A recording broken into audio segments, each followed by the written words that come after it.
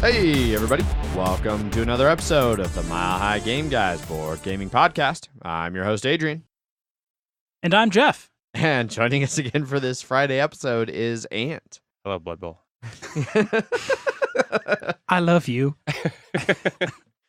No Zach. Yeah, so again, no Zach. We left a nice little space in there for him. Indeed. He's here in our hearts. Absolutely. Um, He will have returned by the time this airs. Yes. But indeed. not here for time of recording. No. So what I like about this episode so far is last week I kind of surprised you guys. This week you surprised me because I was ready to go home. I did not know there were two episodes. Because when I talked to you a couple days ago, there wasn't going to be one. Indeed. Which is why there's no BGG thread. There just wasn't going to be a Friday episode. Until, like, I don't know, whenever Yesterday. I threw that idea out at you, I was and like, you "Oh, were like, that's sure. actually a decent idea. Yeah. You guys are great communicators here. I know. Oh, yeah. That's what It's it's really the epic core of our personalities. It is the number one thing that keeps us from being not only the most podcast, but the best most podcast, is that we don't communicate anything with anybody. Nope. Nobody knows we exist because we travel very slowly by word of mouth Yes, that We is our don't- only marketing ploy. and bringing a lot of beer to Stephen Bonacore. Yes. But actually, I that think Ant makes. I think we fucked that up when we bring too much beer to Stephen Bonacore, so then he doesn't actually remember us the next day. Yeah. It's like, oh, they brought us a lot of really good beer. Who we need was a that right again? I don't know. level. I guess he used to be like a professional beer judge. Oh, Yeah. He was probably a certified beer judge. Certified beer judge of some sort. Yes. Probably did not get paid to be a beer judge. Sure. Yeah. But yeah. So the originally we weren't going to do a Friday episode, and then Jeff reminded me that we have just a ballistic shit ton of Words, Lisboa emails, letters in these emails. Yeah, from when we did our Lisboa giveaway and asked people to tell us their board game disaster stories, hmm and it was like one of our most popular giveaways ever, and we got so many emails. Yes. And then that was right around the time that we got enough new listeners who communicate regularly that we've not really been short on things to talk about in the listener feedback section. And then everything is just long and general on all of Exactly. the all of So the it's episodes. like, oh, we can't really, when can we squeeze them in? We can't. Oh, well, now Zach's gone and we don't have anything to do this Friday. Let's read some freaking emails. So these are all the scrubs that couldn't make it into any other episode. Well, no, because we were never, doing it we chronologically. always did chronological. It was never pick and choose the best. No. It's clearly because there's some really good ones that are going to be in this one. Yes. It's To the entire point crux of this show. to the point of where we don't remember exactly which ones we have or have not read. So it's all new to us. Exactly. Just like reruns. Yes. It's new to me. Yeah. What was that, NBC? NBC did that? I If don't. I haven't seen it, it's new to me. It was during like summer reruns. They had like a whole thing. Yeah, maybe. I don't know. I don't Family Guy remember. did a joke on it too. I'm sure they did. Yes. Yeah. So for those of you who don't remember or who were not listeners back when we did this giveaway and have not listened to back episodes, first of all, shame on you. Mhm. Go back, start at 0, listen to all the terrible audio quality so you can appreciate how good our voices sound right now. We didn't even mention we had new mics this week. I know. I Yeah. was, just gonna let it slide. We'll see if anybody like after the Wednesday Notices. episode is like, Yeah. dude, the mics are so much better now. That they're really not. They're not a huge step up. It's No. more making editing easier because it doesn't have 'Cause as we much don't- background noise. Because Zach and I / Ant and I currently won't bleed into each other's microphones as much because we sit across from each other. Correct. Yep. So anyhow, the contest back then was for Lisboa, and Lisboa is a game about rebuilding the city of Lisboa after a massive earthquake, Tsunami. fire. Wombo combo. Yes. Basically, leveled the city. basically, God did everything he could to destroy that city. Yes. And the Portuguese just looked up in the sky, flipped him the bird, and said, "No, we're doing this thing." Yeah. And they rebuilt it. Yeah. And then you were there. Yeah. I was, very briefly. Yeah. I landed there, and I took a train in and out of there, and then I flew out of there. Indeed. But in the theme of the game being rebuilding after disaster, we wanted to hear what people's board game disaster stories were. And boy, did all of you deliver. We've got a bunch of different disaster stories ranging from things as innocuous as a spilled drink to flooded basements to... Flooded does not It give. does not even come Good. close to touching on No. some of these. Some of them are disaster people, just absolute the worst gamers you could hope to game with, showing up at your game night. It's all kinds. It runs the gamut of all the different types of disasters. So yeah, I think we'll blast through these emails, and then at the end we'll share our own board gaming disaster stories and go from there. So Where did we want to start? Chronologically. You just said chronologically. I mean, we don't want to go all the way to the beginning. no, we definitely don't want to go all the way to the beginning. Yeah. So yeah, we like Jeff mentioned, we don't know for sure where we left off. We're pretty sure because certain pictures leave a lasting impression. Haunting, I think is a word. And I think that's the last one we did. And I didn't remember this one, especially because it actually has suggestions for the future of the show, and it has a plea for being the one to get chosen, which it wasn't. So I'm sorry for that in advance. But yeah, without further ado, here we go. Let's get into these emails. Jeff, you're the email guy. You get to be Johnny on the spot for this whole episode. Indeed, I do. This one is from Chris, longtime listener. Is that a bird? A plane? No, it's a Lisboa giveaway. Hey guys, my memorable disaster is kind of tame. My family and I finished up Pandemic Legacy Season 1 last year, and I took the final board and components and made a shadow box frame out of it. I hung it up in our game/dining room. Unfortunately, I used spray adhesive and tacky glue. Apparently, the sheen on the board and the plastic pieces didn't allow the glue to hold well, so each week, new pieces would fall off the board and gather in the bottom of the shadow box. About a month ago, I just had a board hanging on the wall with a pile of pieces and cards piled up at the bottom of the frame. I had to take the whole thing apart and re-glue it with model airplane glue. That worked, and it is proudly displayed as a huge spoiler for anyone who hasn't played through the game. Also, I really like the component series that you guys started recently. Looking forward to the following chapters. We did this a while ago. Remember, all these are from December. Yeah. So pre-December of 2017. Chapter 73, Rulebook paper quality and staple density. Chapter 97, perforated cardstock chits with off-center printing as a stylistic choice. To be fair, Zach would have some opinions on anything with a white border. Oh my God. Antiquity, I think, is the worst offender on that one. Yes, which I was skeptical until I saw Antiquity like actually being played, and I think the white borders actually do serve a purpose in some areas. In other areas, I'm with Zach that it's kind of bullshit. Okay. Who makes that game? Splatter. Oh. Shocker. Component quality issues? Yeah. I like when you read that email, my first thought was like, oh, and my wife was so proud of my shadow box that she posted the picture of our final board to our game group. That would have been amazing. Chapter 142, Game Within a Game, keeping plastic cubes in place on a slippery player mat with a special guest plastic slider clip that doesn't fit correctly on the edge of cards and cardboard. I assume this is referencing Betrayal. Betrayal's the main one that jumps to my mind for won't stay on the edge of the cardboard. I don't know about cards. I'm sure there are egregious examples. Yeah. And then also clearly Terraforming Mars and Eclipse for the first part of keeping plastic cubes on a board. Bad player mats. Seriously though, here are a couple legitimate topics I'd like to hear your thoughts on. Why can't we get standard card sizes so that I don't have to order packs of odd-sized card sleeves from shady-looking Chinese websites? Looking at you, Seven Wonders Duel and Harry Potter Hogwarts Battle. I would like to sleeve Seven Wonders. Seven Wonders could definitely benefit from sleeving. Those cards get used. The actual Wonders cards, though, seem to be like a really weird size. I could probably get them in... From a shady Chinese website, clearly. All of the tiny Epic game card size sleeves, which I have a lot of. I'm not sure if they're probably not quite right, but they would do. I've always wanted to sleeve 3 Dragon Ante, but that is borderline impossible. Yeah, the weirdest card size I've ever seen. Yeah, they're like a really, really narrow tarot. They're like tarot, but not tarot. And they're also rounded on 2 corners. Yeah. just 2. Just 2. Yeah. Like opposing 2. Yes. And why do I have to punch out cardboard pieces myself? What? This one has always bugged me about modern games. I can't really think of a parallel outside of board games where you buy a product and have to finish the post-printing construction yourself. Shouldn't the printer or manufacturer punch this out prior to packaging the game?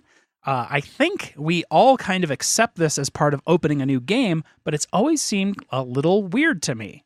That's like one of the best parts about some people games. love. I love that shit. Doing that. Some people would open up other people's games that they had shipped to certain houses and punch their friends' copies. Yeah, Zach.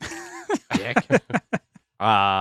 Yeah, so I'm torn because I do like the punching and organizing myself a little bit. It's kind of a nice thing.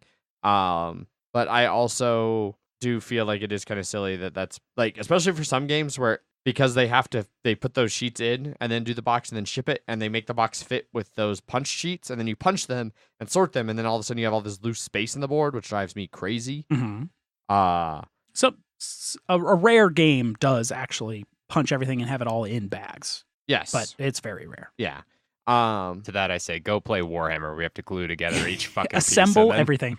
Just putting spikes on Dark Eldar. And I think that's part of the thing is like that's just been a long-standing nerd thing of putting shit together yourself. Yeah, but it travels better and it's super fun to punch them out. Yeah. Some people like the little organization fun. I would give up my fun because I do like punching them, like I just mentioned. But I would give that up if I never had to see another asshole on the board game group on Facebook do the "What did I just punch?" posts where they just hold up an empty punch board and take a picture of that and post it on the group, cluttering up my already stupid cluttered Facebook feed. Yeah. Never even noticed. I've never even seen someone do that. Are you in the board game group on Facebook? I've probably not. I've probably Our board game group muted it. No. Like there's a group called the board game group. Oh yeah, I probably muted that. I'm probably too. in it, but I've probably muted it. Yeah. But yeah, those are good topics for our future component. We'll definitely do another component one at some point. We're trying to get back to doing some reviews. We haven't done reviews in a while, so we're trying to do more of that. Yes. He continues. Love the show, a loyal listener since the early days. Keep that in mind when you select a winner. We did, but you didn't win. In that, I went, man, it'd be nice if Chris won something. He's been listening for a long time. He's true. a loyal supporter. And then you didn't. We should buddy. Has he gotten dice or anything? No. We should probably send Chris some dice. Yeah, and a sticker. He was like maybe like the first email we ever got. Chris is definitely one of the early people to actually communicate with us. Like, hey, I listen and like your show, and I'm not one of your local friends. Yeah, or family. So the dice is my sponsorship to you guys. Yeah, that's true. Yeah. So Chris, actually, if you're listening to this now, send us an email with the shipping address, and we'll send you a little goodie bag because you have been a long time listener. Yeah, and he does always give me shit on every giveaway. Like, hey, I still haven't won anything from you guys. I've been listening for all this time. So, we have a lot of entries now. Yeah, we have a lot of entries. Send better entries, dude. Yeah. We don't pick best, though. We random. Although, after this latest giveaways round of shenanigans with just terrible entries, I might start doing it. I'm going to pick the best. No, just pick all the worst, too, and randomize that and send them a glitter bomb. You didn't follow the rules. You win some bullshit. Yes. Next up, we have Luke. With his memorable board game disaster.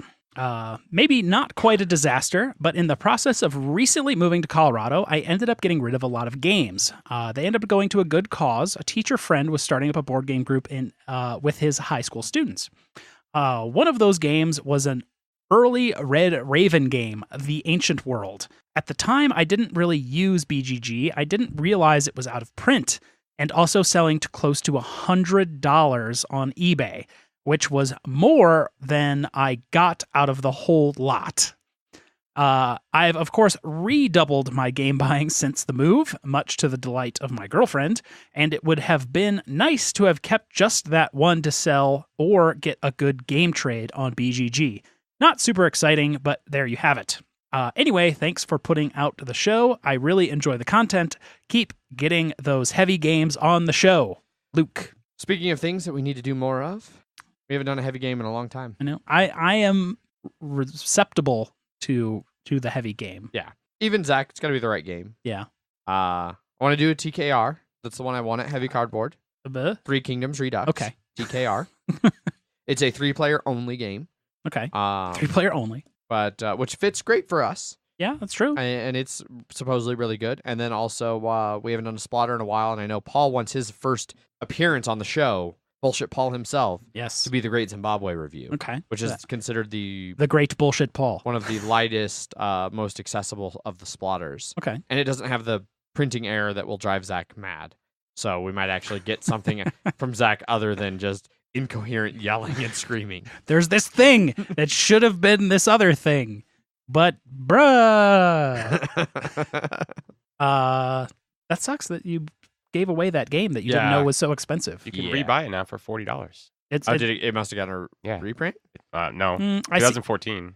Oh. No. €40. Oh. It's also $159 on Amazon, which seems like someone's just reselling it. Yes, that is probably 100% what it is. But yeah, €37, Yeah, it's 50 euros. some on the geek market. You really want that game back, you want to pay $50 for it, €50 plus shipping.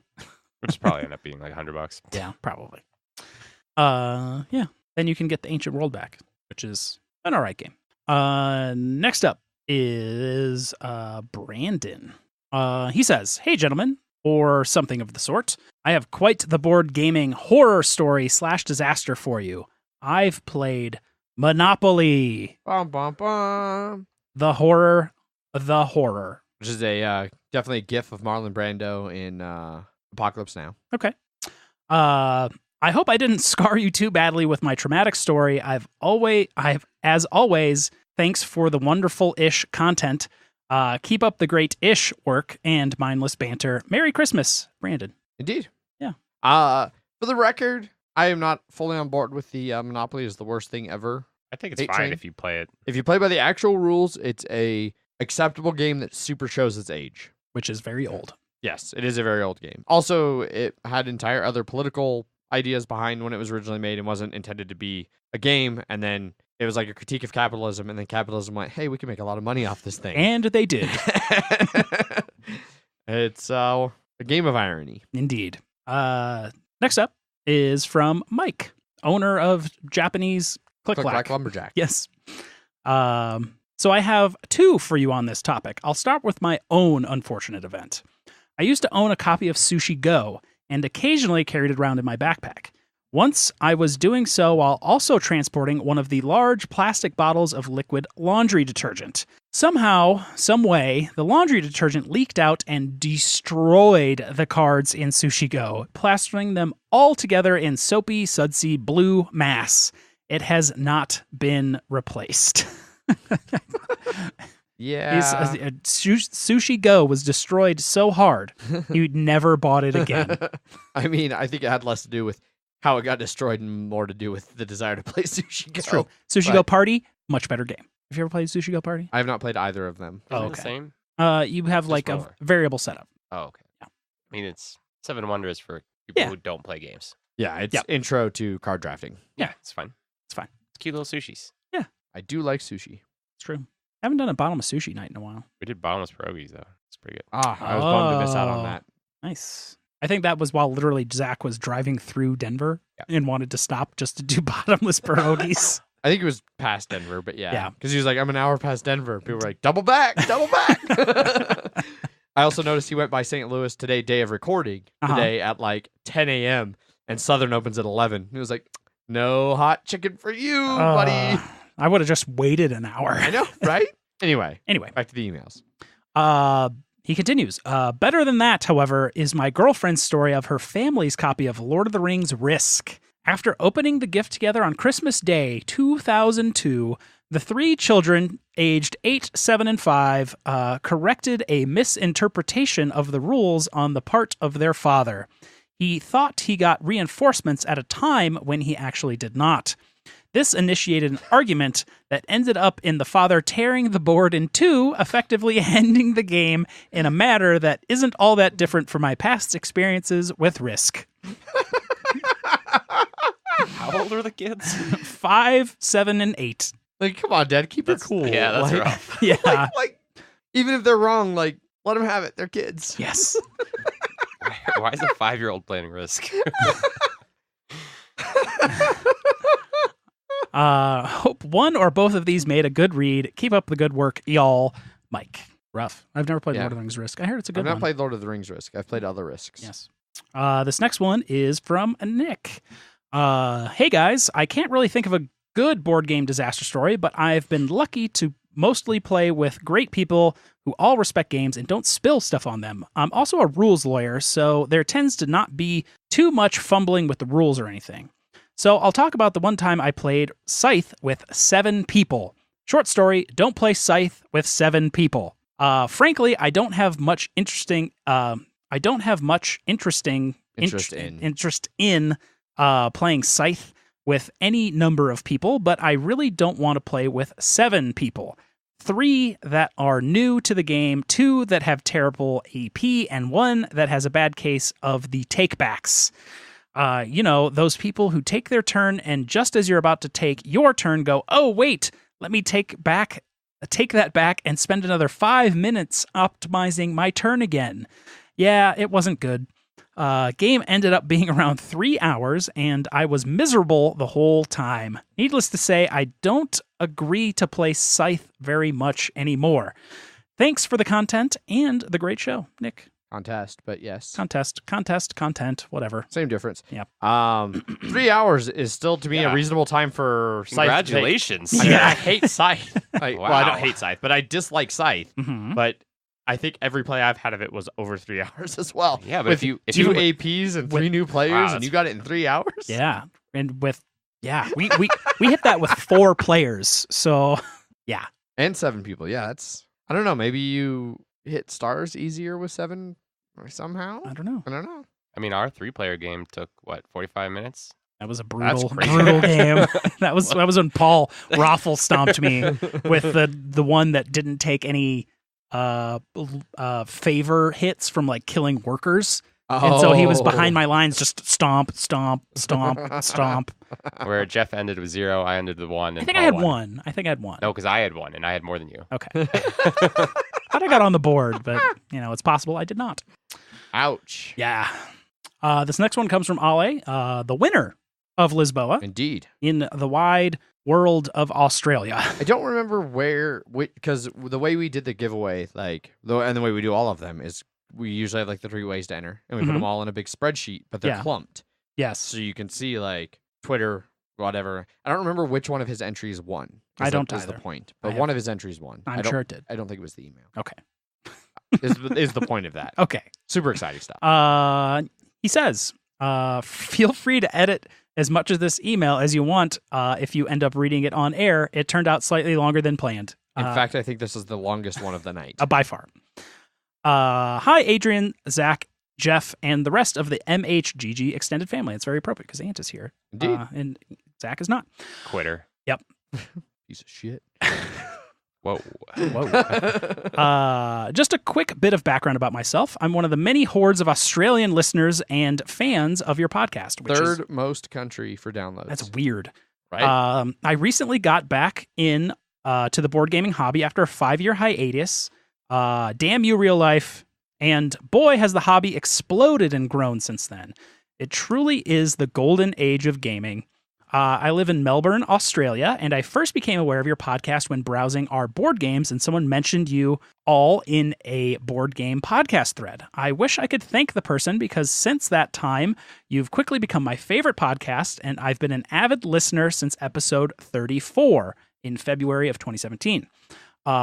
Keep up the great work. I visited some friends in Albuquerque, New Mexico back in October/November of 2015.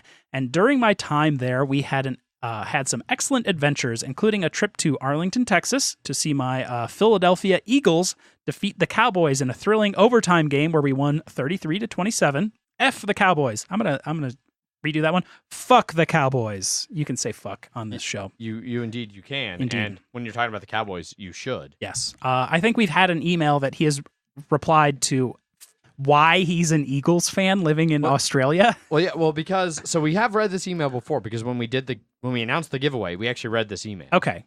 I remember that now as we got into the email, I was like, wait, no, we've read this before. Okay. And I remember mentioning something at one point, a different point where we talked about like, oh, I think in that episode, we're like, oh, that might be our first Eagles fan. And then we're asking like how he became an Eagles fan living in Australia. He sent us a reply email. And then like at least one other person was like, you sons of bitches forgot about me when I mentioned I love the Eagles.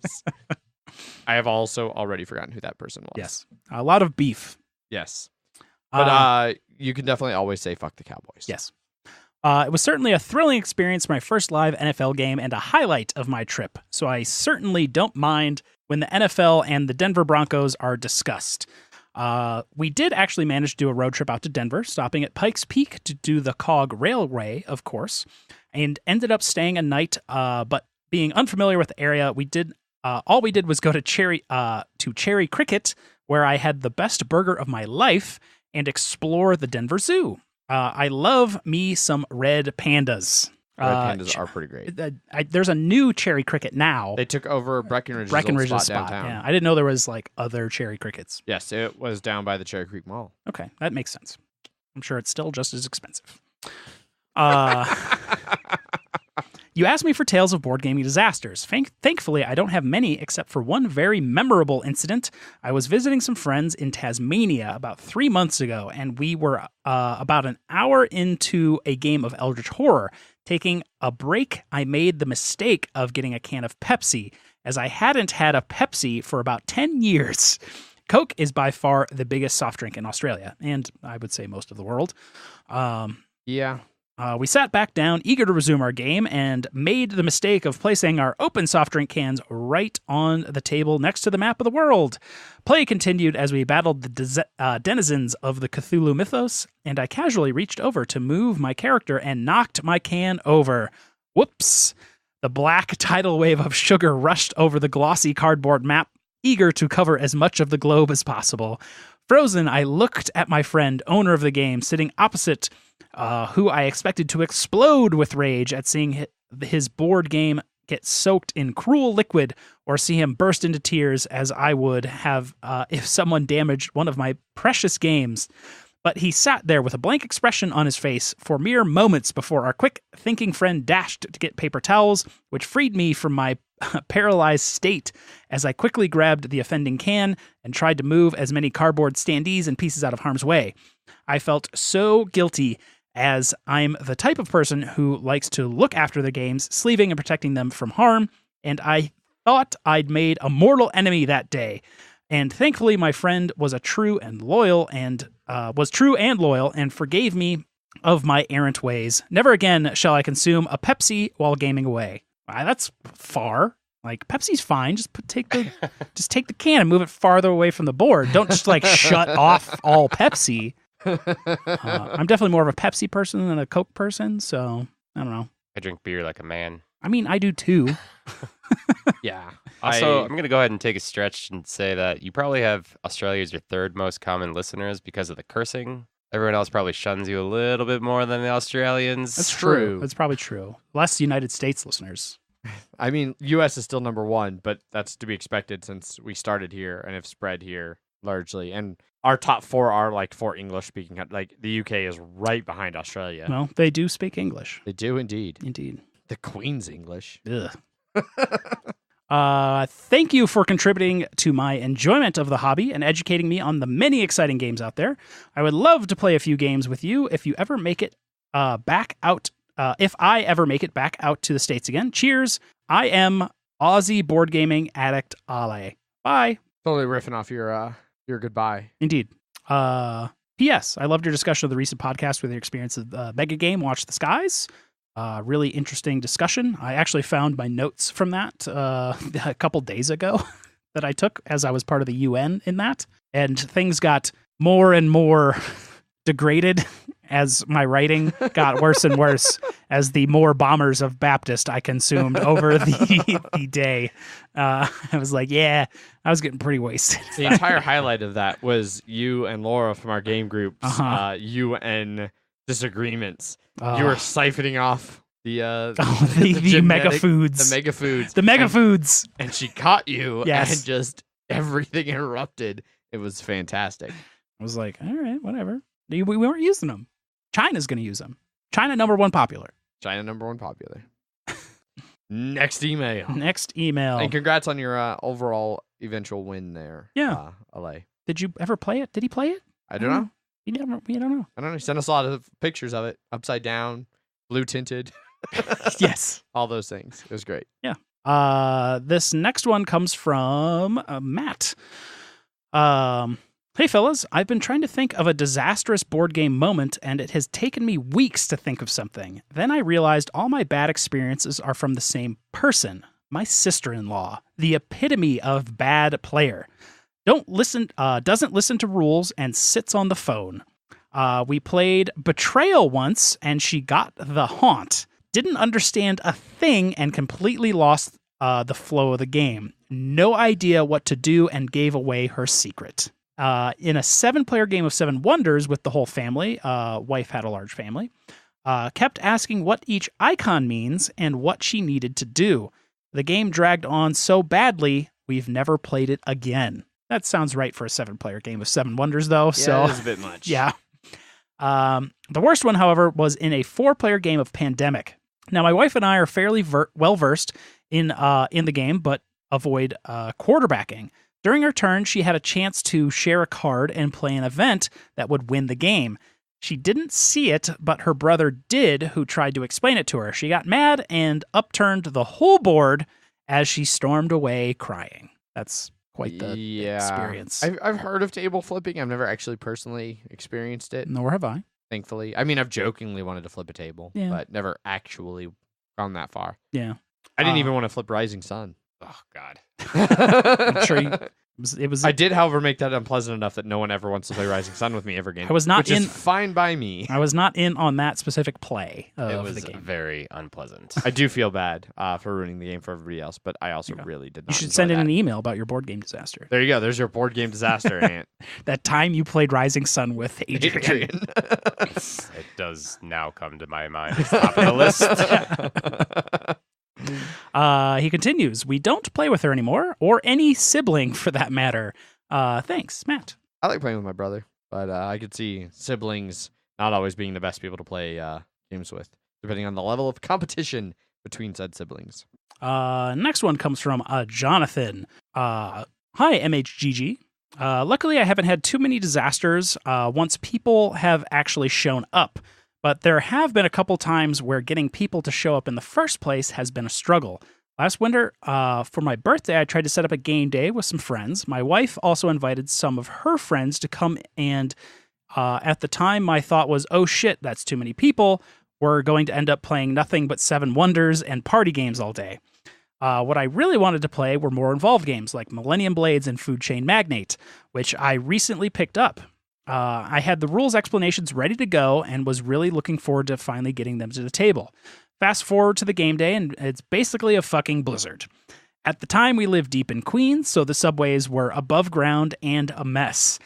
Every one of my friends canceled. I don't blame them, because most of them would have had to drive for a while, and the roads were pretty bad. My brother showed up, but he lived with us at the time, so it would have been tough for him to come up with an excuse to get out of it. I still would have loved to see that. Like, he's in his room, and he's just like, nah, dude, this storm, man, I can't make it. It's just too much. You're in the next room, dude. I don't know, man. I mean, it is Food Chain Magnate. He's not too great to play competitive games with, though.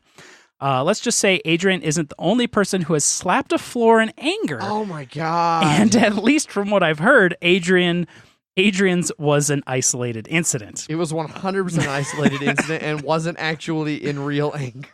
Oh my god! I'm never gonna let that fucking thing never. down, It ever. is never, ever, ever going to not get brought up at all times. So at this point, we decide that there's only one thing to do in a blizzard and break out the beer and liquor as I resign myself to the fact that the only game I'm going to play today are co-ops. As I finish teaching my brother how to play Pandemic, some signs of rebuilding from the disaster start to appear. My wife gets some texts from a couple of her friends and say they're still going to try and make it despite barely knowing me and the awful weather. One of them gets stuck on the subway. One stopped from her house for 40 minutes before deciding to give up and go home. A second friend who hadn't really played a board game outside of Monopoly before ended up making it right about the time we were thinking of breaking out Pandemic Legacy, since my brother actually liked the base game. Another took the subway in the wrong direction for 45 minutes, but decided, fuck it, I'm already out of the house, so this is happening. She showed up 2 hours later. We didn't end up playing any of the games I really wanted to play, but had a good time, drinking all the booze in the house, and got a couple games of Betrayal at House on the Hill, including one where my wife ended up using a stored die roll to intentionally kill herself and win the game for the other survivors by doing so. Interesting. Yeah. My brother was the traitor, and I don't know how much I want to say because I know I prefer you not to. Yes, Ant is very spoiler prone to this game. I mean, it doesn't mention anything about what his goals were or anything. He had the jock character with a super high speed and a gun. Ant's headphones are off. His ears are plugged. We Okay, can continue. all right. He was about to win in a turn or two once he shot the hell out of basically anyone that wasn't my wife. Floors were slapped. Everyone was so excited. We had pulled it out that we forgot to read the winning story in the scenario book. It was definitely the best play of betrayal that I ever had. If it was able to produce events like that more often, I'd be much more willing to play it. All right, we're done, Ant. We're done. We're done. You can come back. He was basically saying how his experience was so It was really eventful that he wished more in Betrayal had that amount of. If it was always that good, he'd played a lot more. Yeah, Gotcha. and not just maybe like a coffee boy I have to agree. Yeah. Because it sometimes is dreadfully. or some like you played one that was like mannequins or something that was terrible too. I don't remember. Okay. Since then, the people who showed up that day have become fairly regular gaming friends, and I taught one of them Food Chain Magnate last month. We still haven't broken into Pandemic Legacy, but might end up playing it with her and her boyfriend if we can set up a regular schedule. TLDR, my wife's friends are better than mine, and what was almost a total disaster of a birthday game day ended up being okay, and we got some new gaming buddies out of the deal. Thanks for doing the giveaway. I started listening about a month ago after catching up on all the other podcasts and seeing Adrian on Heavy Cardboard streams. I'm only a couple of episodes behind and the most current one, and you guys are incredibly entertaining to listen to. I was seriously missing having a board game podcast that was both informative and hilarious after Flip the Table called it quits over the summer. Right on. I'm not familiar with Flip the Table. I knew a little bit about them, but they're another one like at the time. I had so many other podcasts. I never got around to actually listening to them, and then they called it quits, and I haven't went and listened to their old stuff. Fair enough. So yeah, I'm glad his birthday blizzard went okay. yeah, that actually that was definitely snatching victory from the jaws of defeat right there. Indeed. I like the attitude of the girl who took the train the wrong way. Like, fuck it, I'm already out of the house. Might as well go all the way. Yep. Next email is from Ben. Hey guys, first off, love your show. You guys are just the kind of people I like to hear banter from and would also love to play games with. Now, as for board gaming disasters, I don't have anything super terrible, so this is the only thing I could come up with. Playing Caverna with 6 people. And all but 2 were new to the game. I like how at first I was like, that's not too bad. I was shaking my head. Like, that's not that. Oh, God. Oh, no. It was rough. Took more than 4 hours with enough downtime for me to probably play at least 2 other games simultaneously. I think I'll let the imagination fill in most of the details, as that will give the best sense of terror for this occasion.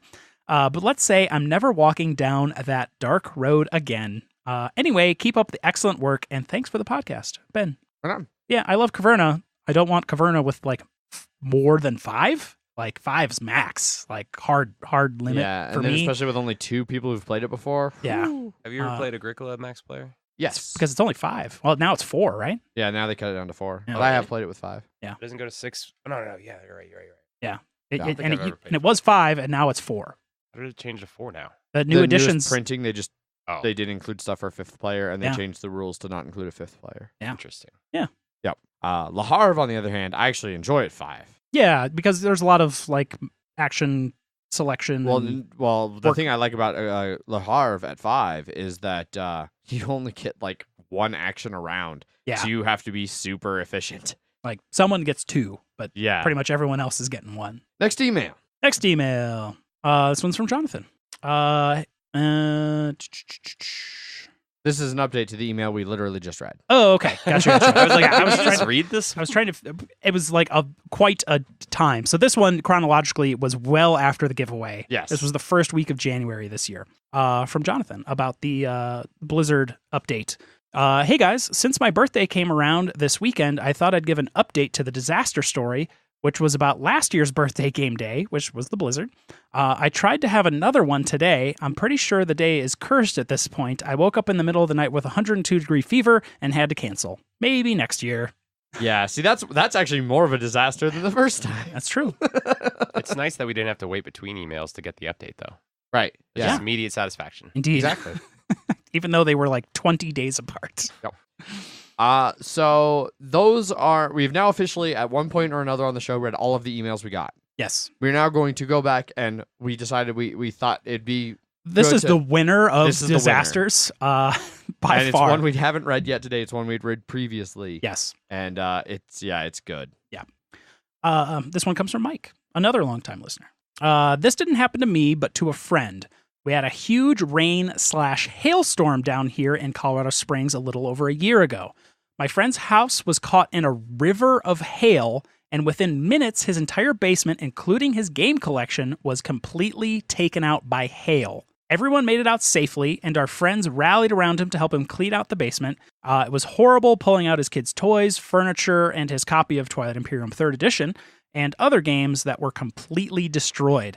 Knowing that replacing his game collection would be pretty low on his priority list, I started emailing publishers about his situation, and person after person got back to me saying of course they would send him replacements for the games he had lost.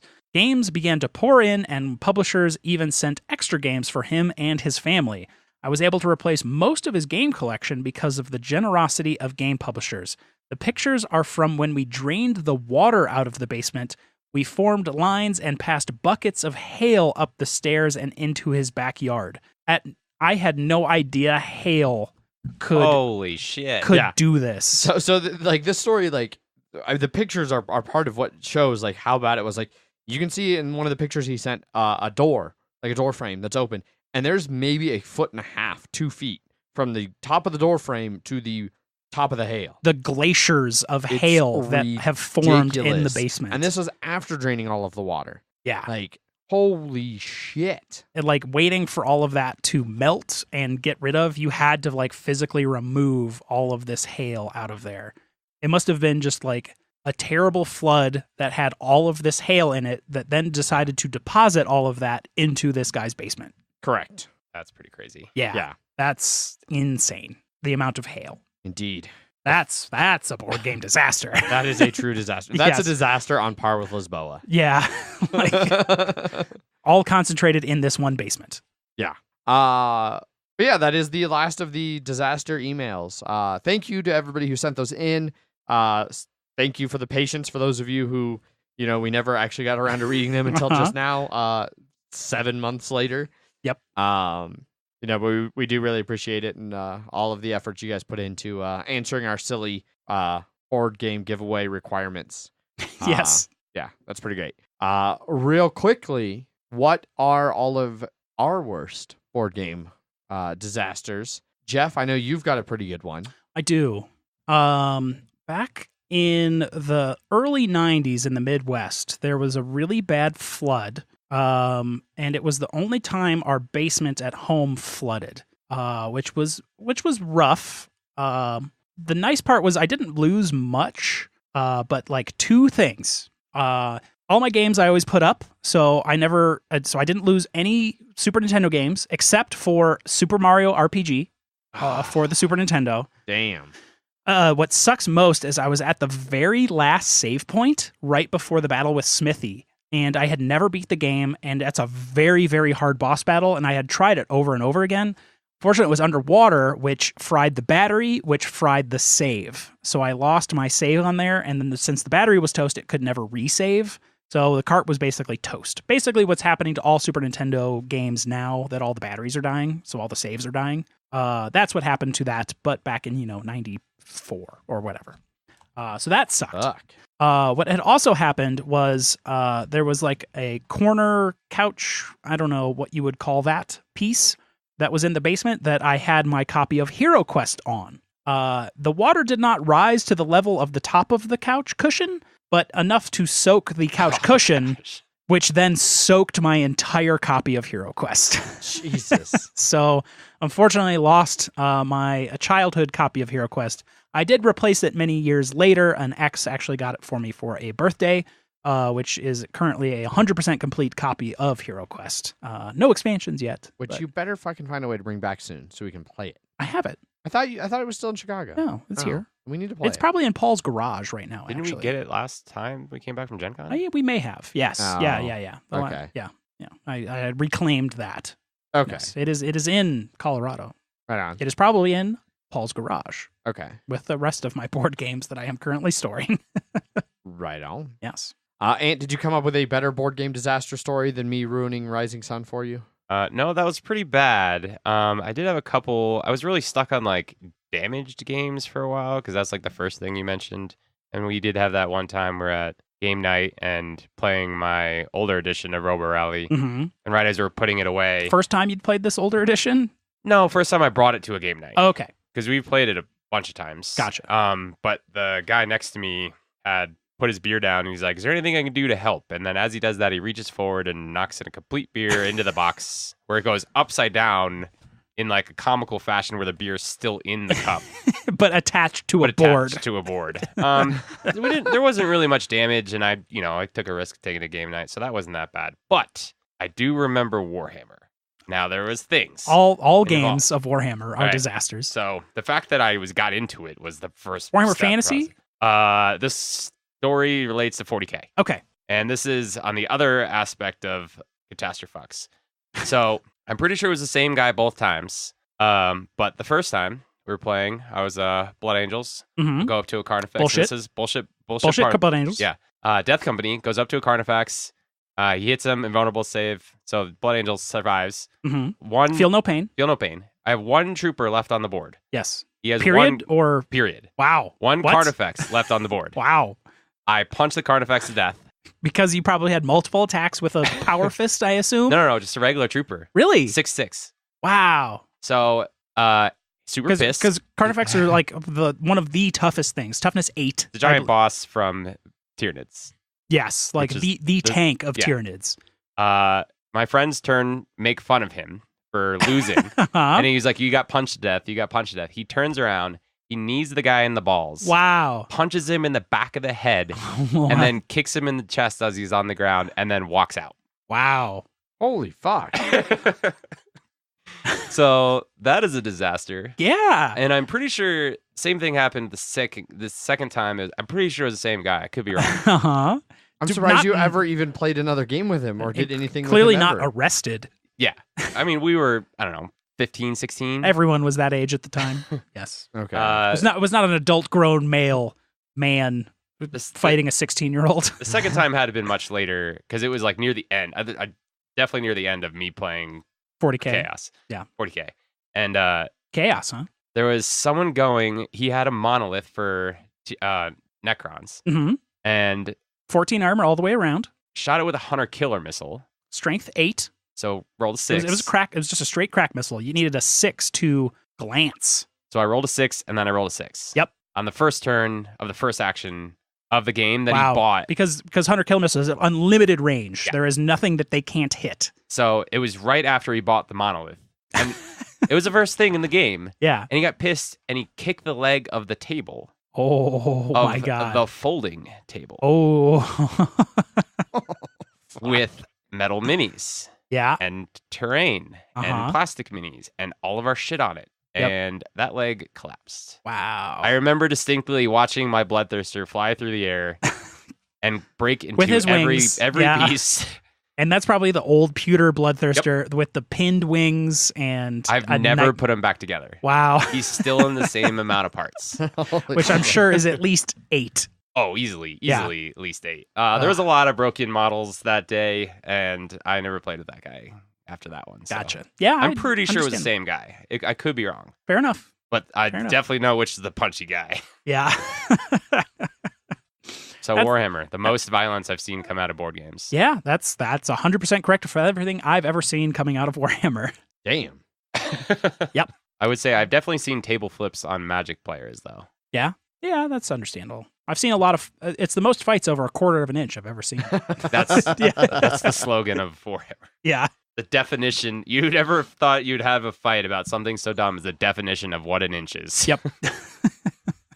For me, for board game disasters, I've got I've got one beer spill that really stands out. Our friend Manny had just finally found himself a copy of Concordia, and we were, I don't know, 3/4 of the way into the game, and he went up to the bar to get himself a new beer, And he came back, and as he went to sit down, it was one of those things where, like, replaying it in my mind, I don't even know what happened. Like, he went to set it down, and then it was like he just intentionally dumped the entire beer onto, like, it was still in his hand and everything. His hand just stopped working for a second. Exactly. It was like he forgot how to do things and just poured an entire beer onto his copy of Concordia.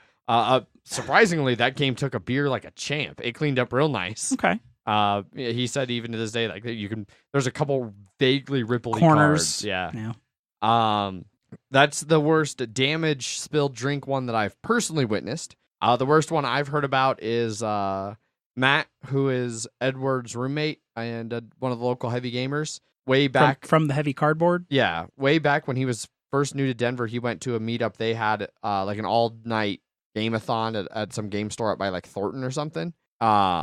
And he had a big cup of coffee, Matt did. And Edward had the first and at the time only copy of Food Chain Magnate in the United States. Wow. And Matt dumped an entire like 32-ounce black coffee all across that game. My. Yeah. So, and amazingly, now they're still friends and roommates. Edward didn't murder him, which is impressive. Later on, a fan of the show, after hearing that story a few times, made Matt a custom set of like all the restaurant tokens to have his own restaurant. That's Matt's Coffee Shack. Okay. So, which I really appreciate. And then my personal, like, just like sort of damaging a game, but not with spilling a drink or anything story was like 4 years ago. Back when I barely knew Zach, like we were just starting down the journey of friendship, and we were finishing up a game of Dominant Species. And we finished the game. I don't remember who won. I don't remember any of those details. No. But we were putting it away, and I went to fold up the board. And as I was folding the board, yeah, I know. I had a twitch or something, or I fumbled, and it just you rolled a 1. Yeah, I rolled a 1 on my dexterity saving throw. On your go for it. Yeah, and the board for Dominant Species is like 6 squares. Yes, and it's only got. It's like the 2 long halves, which is 1 in the middle. So it's a 6-foldy board. Yeah. And it just, the way it flopped, it ripped perfectly down that seam. And so now it is 2 3-foldy boards. Yes. And it was back when I knew Zach, like I was still getting to know him. Like I considered him a friend, but I didn't know him that well. We weren't like best friends, podcast hosts, all of this, stuff now where I'd have been like, shit, dude, I'm sorry. I'll just replace it. It was like he's going to hate me kind of a moment. And it was just like, I'm just sitting there with it. And everybody just kind of froze and looked as there's these 2 halves of the game down the middle of the table. And he was like, oh, yeah, no, don't worry about it. It'll still work. You just got to push them together. It's like, oh, that is the most chill response ever. I still feel awful. And then, years later, he gave it to me for like Christmas. So now my copy of Dominant Species is the copy I ripped in half. Fair enough. So, but that's it. Those are my main disaster stories. Yeah. So, wow, we filled up a whole hour with that. Or less. After editing. A little bit. Filled up almost an hour with that. Yes. Yeah. That was a nice little chit chat. Fill time chit chat without Zach here. Yeah. So can't call us most podcasts for nothing. Exactly. We gotta keep churning out episodes if we want to retain that title. Indeed. So thanks everybody who listened. If you want to get a hold of us to share your own board game disasters after hearing all of these, you can always email us. Emails at milehighgameguys.com. You can find us over on Twitter. I tweet under @MHGameGuys. And I am Jeff_MHGG. And I am Barrel_Overlord. And Zach, when he's around, is Zach_MHGG. I guess we should fill in that too. I will fill in at least Zach's Twitter handle for him. Yes. You can find us also on Facebook and Instagram /MileHighGameGuys. Board Game Geek Guild number 2731. Essentially, yeah, plenty of ways to get in touch with us. Yeah, hopefully y'all enjoyed that short little episode full of disasters. As always, I've been your host, Adrian.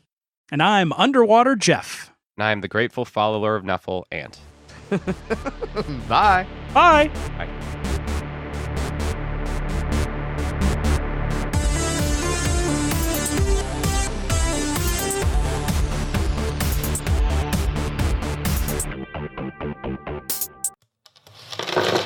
Punchboard Media, where we all bring something to the table. Pull up a chair at punchboardmedia.com.